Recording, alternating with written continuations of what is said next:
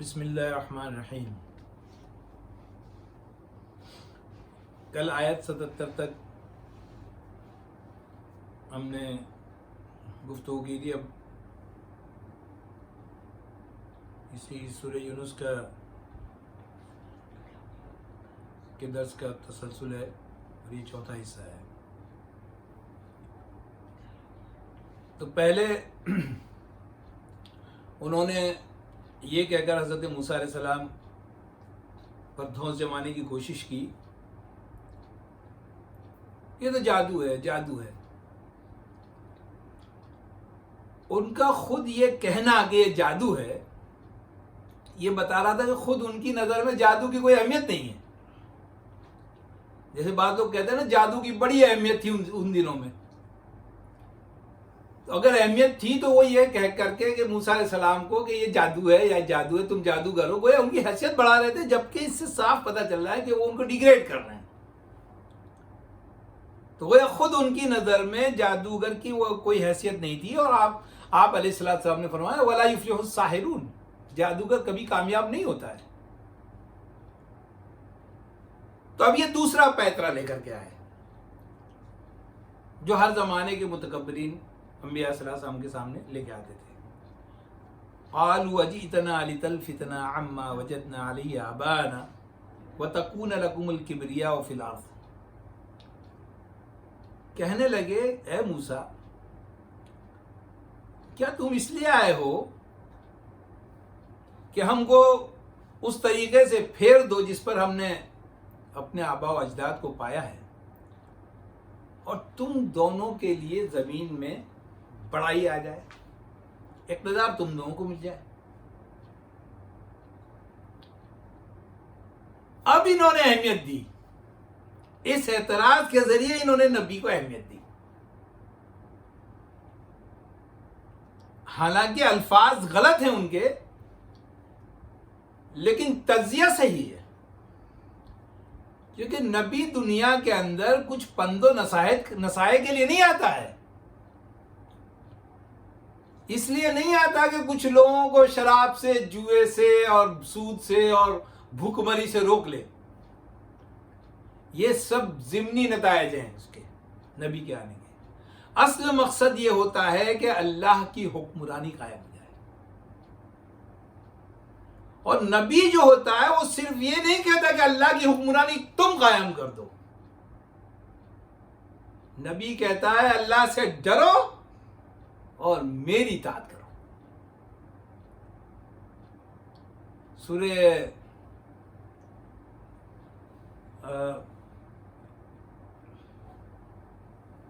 غالباً میں سورہ مس کر رہا ہوں، غالباً سورہ شعراء میں ہے یہ،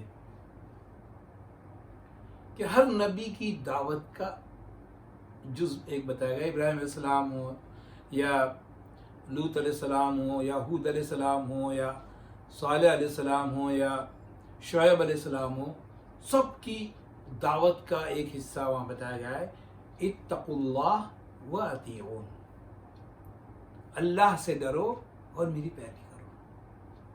خود موسیٰ علیہ السلام کی بھی وہ دعوت وہاں بتائی گئی ہے۔ اب آپ تصور کیجئے ایک شخص جو بالکل رذیل قوم سے تعلق رکھتا ہے، جن کو انہوں نے رذیل بنا رکھا ہے، غلام بنا رکھا ہے،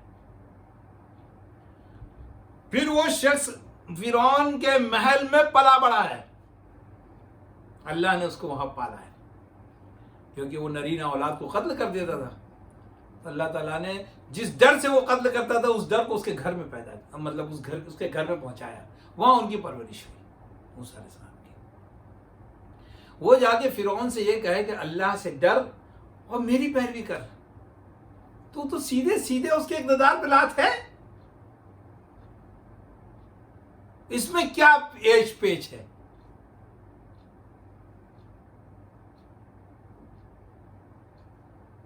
چنانچہ انہوں نے جو پروپیگنڈا اس کے بعد کرنا شروع کیا وہ یہ کہ ان ہادان لساحران یریدان ان یخرجاکم من ارضکم ویذهبا بطریقتکم المثلی،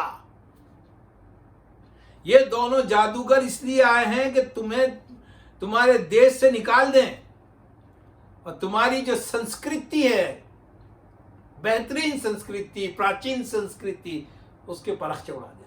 यहाँ दूसरे अल्फाज हैं, लितलफितना अम्मा वजदना अली आबाना, उस राह से तुम हमको हटा देना चाहते हो जिस पर हमारे बाप दादा थे.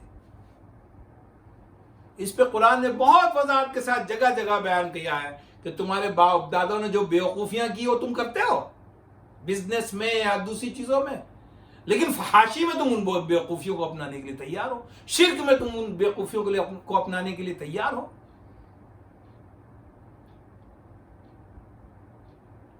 अलबत्ता इसका जो दूसरा वत्तकून लकुमुल किब्रिया फिल अर्ज़, और तुम चाहते हो तुम दोनों की बड़ाई दुनिया में कायम हो जाए, तो ये तो एक मतलब बिल्कुल झूठी बात थी.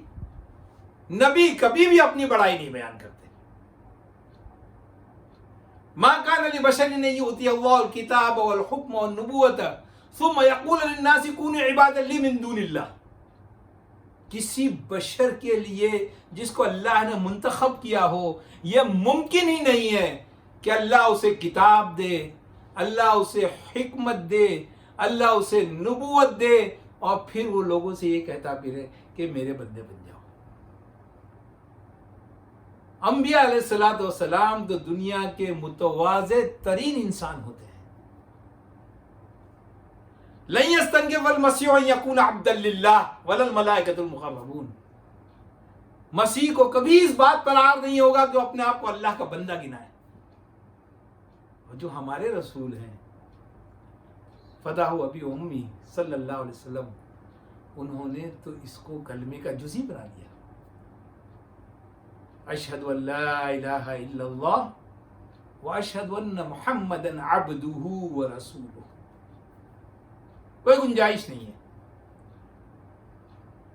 कि हुजूर पुरनूर सल्लल्लाहु अलैहि वसल्लम को अब्दियत से किसी और मकाम पर उनको फायज किया जा सके. अब्दियत के अफजल तरीन मकाम पर आप हैं, लेकिन अब्दियत के, बंदगी के अफजल तरीन बंदे हैं, लेकिन बंदे हैं अल्लाह के. ऐसे मुतवाज़े लोग अपनी किबरियाई कैसे कायम कर सकते हैं? उन्होंने तो अपनी किबरियाई बनी इसराइल तक में नहीं कायम की. मरहलावार जो तारीख है बनी इसराइल की, आप देखिए, एक खुले जहन के, एक, हालांकि आप अलैहिस्सलाम बहुत जलाली थे. अंबिया अलैहिस्सलाम के दरमियान आपको बहुत जलाली मुतसव्वर किया जाता है, लेकिन आप बनी इसराइल के मामले में आपके जो फैसले हैं बाहम मशवरे से, नसीहत के साथ, या कौमी लिम तुज़ूननी वक़द तअलमून अन्नी रसूलुल्लाह इलैकुम, ऐ मेरी कौम क्यों मुझे अजियत देती हो हालांकि तुम जानती हो मैं अल्लाह का रसूल. ऐ मेरी कौम सब्र करो. असा रब्बुकुम अन युहलिका अदुवकुम व यस्तखलिफकुम बाद व यस्तखलिफकुम फिल अर्ज़ फयंजुर कैफ़ तअमलून. सब्र करो, हो सकता है कि तुम्हारा रब तुम्हारे दुश्मन को खत्म कर दे, उसके बाद तुम्हें जमीन में इक़्तिदार दे दे, और फिर देखे तुम कैसे करते हो. कहीं आपको धौंस नहीं मिलेगी, कहीं किबरियाई नहीं मिलेगी. यहां तक कि जब यहूद ने, जो उस वक्त तक यहूद नहीं हुए थे, मुसलमान ही थे, जैसा कि मैंने पिछले उसमें बताया कि फिरौन तक ने कहा था आखिरी वक्त में, जैसा कि आगे आएगा, कि मैं मुसलमान हूं, यानी वो मुसलमान ही थे, मुसलमानी की दावत थी. उन्होंने जब बिगड़े हुए लोगों ने इनकार कर दिया अल्लाह की राह में जिहाद करने से, तो मूसा अलैहिस्सलाम खुद जाके फिलिस्तीन में नहीं बस गए. 40 साल तक उन्हीं के साथ सहरा नवर्दी करते रहे. इससे ज्यादा मुतवाज़े कौन हो सकते हैं? उन पर ये इल्जाम लगा रहे थे ताकि लोगों को वरगलाया जा सके. और लोग क्यों वरगलाने में ये लोग क्यों कामयाब हो रहे थे? इसलिए कुरान एक जगह कहता है कि ये सब के सब फासिक थे.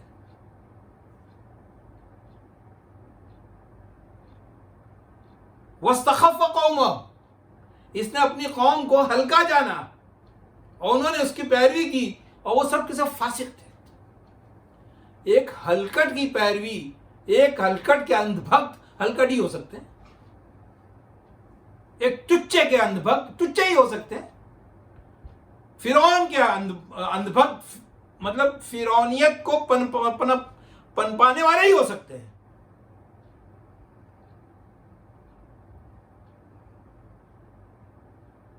वमा नहनु लकुमा बिमुमिनीन, झूठा इल्ज़ाम लगा दिया।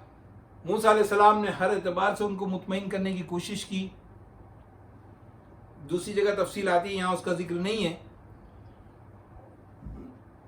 कि अगर हम कोई निशानी बता दे, जैसा कि अभी मैंने जिक्र किया था पिछले दर्स में, आपने निशानी बताई, सांप, वो लाठी को फेंका, वो सांप बन गया, सचमुच का सांप। अपना हाथ निकाल के दिखाया, वो चमकदार हाथ बन गया। ये वाज़ेह निशानियां थी, लेकिन उन्होंने उसको जादूगरी करार दे दिया और इनकार कर दिया। वमा नहनु लकुम बिमुमिनीन, हम तुम पे ईमान नहीं लाएंगे। उसमें वही अकड़ इस्तिकबार था, हमारी गुलाम कौम के लोग, हम तुम्हारी इताअत करेंगे, मूसा हम तुम्हारी इताअत करेंगे। जैसे नूह अलैहिस्सलाम के लोगों ने कहा था कि हम तुम्हारी इताअत करें। वमा नरा का इल्लत तबाह का, मतलब वो आयत ज़हन से निकल रही है, मतलब हम देख रहे हैं कि हमारे जो जलील लोग हैं, निचले तबके के लोग हैं, वो तुम्हारे पैरोकार हैं, और तुम कहते हो हम यहाँ क्या बैठो हमारे पास, हमारी पैरवी करो। जबकि नूह अलैहिस्सलाम तो अशराफ कौम में से थे, लेकिन मूसा अलैहिस्सलाम जिस कौम से इनका ताल्लुक था उसको ये रजील समझते थे। मूसा अलैहिस्सलाम को किसी तरह इन्होंने पाल तो लिया था अल्लाह की बड़ी हिकमत के तहत, लेकिन उनका मकाम उनकी नज़रों में क्या था, अब इससे अंदाज़ा लगाएं कि जब उन्होंने सुना कि इन्होंने एक किप्ती को मार दिया है, और जाहिर है वो किप्ती जो है मामूली किस्म का आदमी था, बाजार में उसकी कोई समाजी हैसियत नहीं थी कि किप्तियों में कोई बड़ा किप्ती हो। लेकिन जैसे ही फिरौन को मालूम हुआ कि एक किप्ती मूसा अलैहिस्सलाम के हाथों मारा गया है, तो सारे लोग चीख पड़े कि मूसा को कत्ल कर दो। यानी एक्सप्लेनेशन तक का उनको मौका नहीं दिया गया। वो शख्स जो ईमान छुपाया हुआ था, वो दौड़ा हुआ आया और कहा, मूसा इन्नल मला यातिमुरून बिका लियक्तुलूक, मूसा देखो मैं तुम्हारा हमदर्द हूँ, मैंने साफ साफ सुना है कि उनकी एग्जीक्यूटिव मीटिंग में ये तय पाया है कि तुम्हें कत्ल कर दिया जाए, तो तुम यहाँ से निकल जाओ। चुनांचे मूसा अलैहिस्सलाम वहाँ से निकल गए। एक शख्स तो जो जवान हुआ है, पला बड़ा है, मतलब पहले दिन से जवानी के मतलब दौर तक वो महल में रहा है, वहां किसी को इतनी भी हमदर्दी नहीं कि कम से कम उसको पूछ लो। ये होता है जब कौमों को तबकात में तकसीम कर दिया जाता है, तो ये नहीं देखा जाता कि जुर्म क्या है, ये देखा जाता है करने वाला कौन है।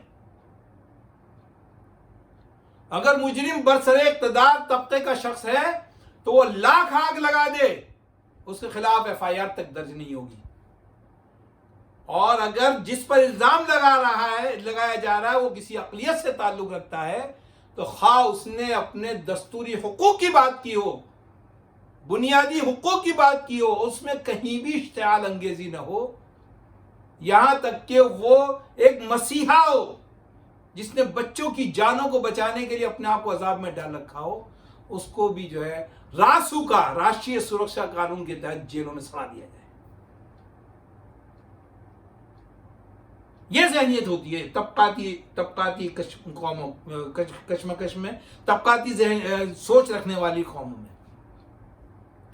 चुनांचे मूसा अलैहिस्सलाम का इनकार कर दिया गया, वमा नहनु लकुम बिमुमिनीन, नहीं भाई नहीं, हम तुम पे ईमान नहीं लाएंगे। फिर उनको ये तो था कि यार हम कह देंगे ईमान नहीं लाएंगे, मगर ये इसके पास तो मौजज़े हैं, तो ये अवाम इसकी तरफ मतलब मुल्तफिद होंगे और कहेंगे कि अब मूसा अलैहिस्सलाम की बात में तो दम है, तो एक ड्रामा किया जाए। और फिरौन ने हुक्म दिया, वक़ाल फिरौन उतूनी बिकुल्लि साहिर अलीम, आस पास से, मदियन से, दूर दूर से, जहां से भी हो, बड़े बड़े जादूगरों को बुलाओ,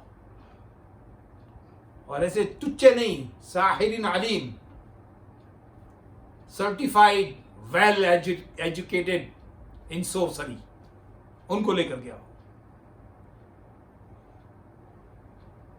फिर कुरान ने दूसरी जगह बताया कि फिर जादूगर आए और आते ही उन्होंने कहा, अइन्ना लना लअजरन इन कुन्ना नहनुल गालिबीन, अगर हम गालिब होए तो हमें इनाम मिलेगा। वही जो मूसा अलैहिस्सलाम कह रहे थे کہ جادوگر تو چھوٹی ذہنیت کے مالک ہوتے ہیں. وہی انہوں نے کہا کہ جو ہے ہمیں انعام ملے گا. اگر موسیٰ علیہ السلام جادوگر ہوتے تو پہلے جادو بتاتے فرعون کے دربار میں, پھر ایمان کے پہلے ایمان کی صاف شفاف دعوت دی, پھر جب اس نے نشانی مانگی تو نشانی دکھائی. جادوگر نے آتے ہی اپنی اوقات دکھا دی, ہمیں انعام ملے گا. اس نے کہا کیوں نہیں, تم ہمارے نائٹ بنائے جاؤ گے, تم ہمارے دربار میں وزیر بنائے جاؤ گے, بڑا اونچا مرتبہ دیا جائے گا. تو میدان میں مقابلہ ہوا, عوام تھے, دربار تھا, فرعون تھا. فلما جاء السحرة قال لهم موسى القوا ما انتم ملقون. جب آگے جادوگر تو موسیٰ علیہ السلام نے کہا ٹھیک ہے تم ڈالو. دوسری جگہ آتا ہے کہ جادوگروں نے پوچھا کہ تم ڈالو گے یا ہم ڈالیں, تو موسیٰ علیہ السلام نے کہا تم ڈالو. پھر انہوں نے ڈالا. یہاں کیا ڈالا کیا نہیں ڈالا اس کا کوئی ذکر نہیں ہے, کیونکہ وہ زیادہ اہم چیز نہیں ہے. اہم چیز یہ ہے کہ ان کا کیا رویہ تھا اور ایک دائی کا کیا رویہ تھا. فلما القوا, جب انہوں نے ڈالا, قال موسیٰ ما جئتم به السحر. موسیٰ نے کہا تم جو کچھ لے کے آئے ہو یہ تو جادو ہے. جادو کا مطلب کیا ہوتا ہے؟ جادو کا مطلب یہ ہے کہ جو چیز حقیقت میں ہے اس کو کسی عمل سے لوگوں کو ٹرانس میں لا کر کے یا کسی دوسرے عمل سے اس چیز کو ویسا نہ بتا کر کے کچھ الگ سا بتایا جائے. مثال کے طور پر جو قرآن میں دوسری جگہ آتا ہے وہاں یہ کہ انہوں نے رسیاں پھینکی. اب رسی کیا ہوتی ہے؟ رسی ہلاؤ تو ہلے گی, نہیں ہلاؤ تو نہیں ہلے گی. لیکن یخیل الیہم انہا تسعی, قرآن اس کی کیفیت بیان کرتا ہے کہ جادو کے زور سے انہوں نے ایسا دکھایا کہ لوگوں کو لگا کہ یہ سانپ ہے, سپول یہ بھاگ رہے ہیں. اور موسیٰ علیہ السلام کو تھوڑا ڈر بھی ہوا کیونکہ لوگ ایک دم ہوتا ہے نا جیسے اسٹیڈیم میں اپنے گروپ کو, چونکہ معلوم تھا کہ یہ جادوگر بادشاہ کی طرف ہے, تو دے تالیاں اور دے سیٹیاں اور دے دنیا بھر کے جو ہے ان کا اپریسیشن یہ شروع ہونے لگا. تو موسیٰ علیہ السلام کو ڈر لگا کہ اگر اس وقت شکست ہو گئی خدا نخواستہ تو ان کو میرے اوپر ہنسنے کا موقع مل جائے گا. لیکن اللہ کے تعالیٰ نے وحی کے ذریعے کہا لا تخف, ڈرو مت, یہ جو تمہارے ہاتھ میں اس کو ڈال دو. تو جب اللہ تعالیٰ دل ایسا نہیں ہے, اللہ تعالیٰ جب کسی بندے کو کسی کام پر مطلب اس کو کوئی کام تفویض کرتا ہے اسے چھوڑ نہیں دیتا ہے. جیسے موسیٰ علیہ السلام کی ماں کو یہ تفویض کیا کہ بچہ جب پیدا ہو جائے تو فرعون کے کارندے اس کو آگے کہیں مار نہ دیں, تو اس لیے ایسا کرنا کہ تم اس کو ایک ٹوکری میں رکھ کے دریا میں ڈال دینا. یہ اللہ تعالیٰ کو معلوم ہے نا کہ ماں کا دل اتنے چھوٹے بچے کو دریا میں ڈالتے ہو کیسا پھٹ رہا ہوگا. قرآن نے اس کی تصویر کشی کی ہے, غالباً سورہ قصص میں ہی ہے کہ اگر ہم اس کے دل کو نہ باندھتے تو وہ راز کو ظاہر کر دیتی, یہ وہ حوالے کرتی تو پتہ چل جاتا. یہ اللہ نے ان کے دل کو باندھا, ان کو تسلی دی اور یہ کہا فرشتے کے ذریعے کہلوایا کہ ہم اس بچے کو تمہارے پاس لوٹا کے لے آئیں گے. موسیٰ علیہ السلام کے دل کو اللہ نے باندھا اور ان کو ایک بار جب دل بندھ جائے, اللہ کی طرف سے جب دل بن جائے, اللہ کی طرف سے جب سکینت نازل ہو جائے, پھر بڑے سے بڑا خوف کام نہیں کرتا اور پھر دل و دماغ دونوں کام کرنے لگتے ہیں. دل و دماغ اس وقت بند ہوتے ہیں جب ان پہ خوف چھا جاتا ہے. جب اللہ تعالیٰ اس خوف کو ہٹا دیتا ہے تو پھر اس سے زیادہ مطلب حکمت والا شخص کوئی نہیں ہو سکتا. چنانچہ آپ علیہ السلام نے کہا کہ یہ کیا ہے, یہ تو جادو ہے. وہ جادوگر جانتے تھے کہ یہ جادو ہے, عوام بھی جانتے تھے کہ یہ جادو ہے. ان اللہ سیبطلو, اس جادو کو اللہ چٹکیوں میں ختم کر دے گا. یہ دیکھیے ان کا تواضع ہے اللہ کے رسول کا. یہ نہیں کہا ابھی اس کو ختم کر دیتا ہوں میں, حالانکہ ان کو معلوم تھا کہ میرے پاس جو عصا ہے وہ اصل میں سانپ بن جاتا ہے، اور اللہ نے وحی بھی کی ہے کہ وہ اس کو جو ہے نگل لے گا، ان سب جادوگروں کے جادو کو نگل لے گا سانپ. لیکن اللہ کی طرف اس کو منسوب کر رہے ہیں، یہ ان کا تواضع اور یہی حقیقت بھی ہے. جب اللہ نے اس عصا کے اندر یہ طاقت ڈالی ہے تو موسیٰ علیہ السلام اس کو اپنی طرف کیوں منسوب کریں؟ چنانچہ فرمایا ان اللہ سیبطلو ان اللہ لا یصلح عمل المفسدین، اللہ تعالیٰ عن قریب اس کو باطل کر دے گا، کیونکہ اللہ تعالیٰ مفسدوں کے کام کو کبھی بنایا نہیں کرتا. جو لوگ فساد پیدا کرنے والے ہوتے ہیں، جو لوگ لوگوں کو قتل کرنے والے ہوتے ہیں، جو لوگ حدود کو پھاڑنے والے ہوتے ہیں، جو لوگ بالکل گھٹیا قسم کی ذہنیت رکھتے ہیں، اللہ تعالیٰ ان کے پروجیکٹس کو برکت نہیں دیتا ہے، بڑھنے نہیں دیتا ہے. کچھ موقع ضرور دیتا ہے، لیکن جب حد آ جاتی ہے، جب پکڑ آ جاتی ہے تو پھر سب ختم ہو جاتا ہے، پھر سب ختم ہو جاتا ہے. اس کے بعد تاریخی بات کہی ایک جو ہر نبی نے کہی ہے، اور جو ہمارے نبی نے یوم البدر کے موقع پر جو اللہ نے ہمارے نبی سے کہی ہے، وَيُحِقُّ اللَّهُ الْحَقَّ بِكَلِمَاتِهِ وَلَوْ كَرِهَ الْمُجْرِمُونَ، اور اللہ تعالی حق کو سچ کر دکھائے گا، حق کو حق کر دکھائے گا، اپنے کلمات کے ذریعے، اپنے احکامات کے ذریعے، اپنے اشاروں کے ذریعے، اپنی باتوں کے ذریعے، ہر اعتبار سے اللہ تعالیٰ حق کو حق کر دکھائے گا، چاہے مجرموں کو یہ بات کتنی بھی ناگوار گزرے. حکمراں ٹولے کو صاف صاف مجرم کہا جا رہا ہے. اور ہمیں یہ معلوم ہے جیسے یہ کلام مجید ہے تو ہم یہ کہہ سکتے ہیں اللہ نے ان کو مجرم کہا، لیکن کس کی زبان سے کہا؟ اس کو ہم تک کون لایا؟ اللہ کے رسول کی زبان سے تو ادا ہوا یہ. اور یہ قول تو مجرم کی طرف، مجرم والا قول تو کس کی طرف منسوب ہے؟ موسیٰ علیہ السلام کی طرف. اور اللہ حق کو حق کر دکھائے گا اپنے کلمات سے، چاہے مجرموں کو یہ بات کتنی ہی ناپسند ہے. بعینی یہ بات اللہ تعالیٰ نے سورہ انفال میں فرمائی ہے، وَإِذْ يَعِدُكُمُ اللَّهُ إِحْدَى الطَّائِفَتَيْنِ أَنَّهَا لَكُمْ وَتَوَدُّونَ أَنَّ غَيْرَ ذَاتِ الشَّوْكَةِ تَكُونُ لَكُمْ وَيُرِيدُ اللَّهُ أَن يُحِقَّ الْحَقَّ بِكَلِمَاتِهِ وَيَقْطَعَ دَابِرَ الْكَافِرِينَ لِيُحِقَّ الْحَقَّ وَيُبْطِلَ الْبَاطِلَ وَلَوْ كَرِهَ الْمُجْرِمُونَ.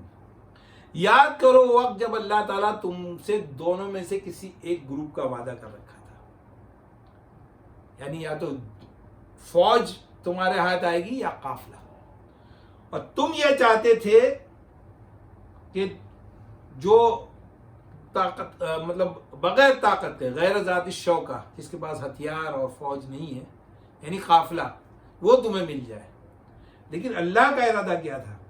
اللہ کا ارادہ یہ تھا کہ وہ اپنے کلمات کے ذریعے احقاق حق کر دے، سچ کو سچ ثابت کر دے اور کافروں کی کمر توڑ دے، تاکہ سچ سچ ثابت ہو جائے اور جھوٹ جھوٹ، چاہے مجرموں کو یہ بات ناگوار ہو سکے. یہاں قوم بے بس تھی، بے ہتھیار تھی، بے سہارا تھی، تو اللہ نے موسیٰ کو عصا دے دیا. اور یہاں قوم جذبات سے پر تھی، اپنے نبی کے پیروی میں سرشار تھی، اس کے لیے جان لڑانے کو تیار تھی، تو اللہ تعالیٰ نے جنگ کے ذریعے یہ کام حق کیا. اور دونوں جگہ وَلَوْ كَرِهَ الْمُجْرِمُونَ، یہ مجرموں کو یہ بات کتنی بھی ناپسند آئے، اللہ تعالیٰ سچ کو سچ ثابت کر کے دکھائے گا. اللہ کے نزدیک تو سچ سچ ہے، تو کہاں ثابت کرے گا؟ اس دنیا کے اندر اللہ تعالیٰ سچ کو سچ ثابت کر کے دکھائے گا. اللہ تعالیٰ اپنے نبیوں کو کھلی نشانیوں کے ساتھ بھیجتا ہے، کھلی آیات کے ساتھ بھیجتا ہے، کھلے موضوعوں کے ساتھ بھیجتا ہے، پھر بھی لوگ نہیں مانتے. تو انجام کار اللہ اپنے نبیوں کو اور ان کے حواریوں کو فتح دیتا ہے، اور دوسرے لوگوں کو یا تو اپنے عذاب سے ختم کر دیتا ہے یا پھر مومنین کے ذریعے ان کو عذاب دیتا ہے۔ وَنَحْنُ نَتَرَبَّصُ بِكُمْ أَن يُصِيبَكُمُ اللَّهُ بِعَذَابٍ مِّنْ عِندِهِ أَوْ بِأَيْدِينَا، ہم انتظار کر رہے ہیں اس بات کا کہ اللہ تم کو اپنے عذاب سے ختم کر دے یا ہمارے ذریعے تمہیں عذاب دے۔ قاتلوہم یعذبہم اللہ بأیدیکم، لڑو ان سے، جنگ کرو، اللہ چاہتا ہے کہ تمہارے ہاتھوں سے ان کو عذاب دے۔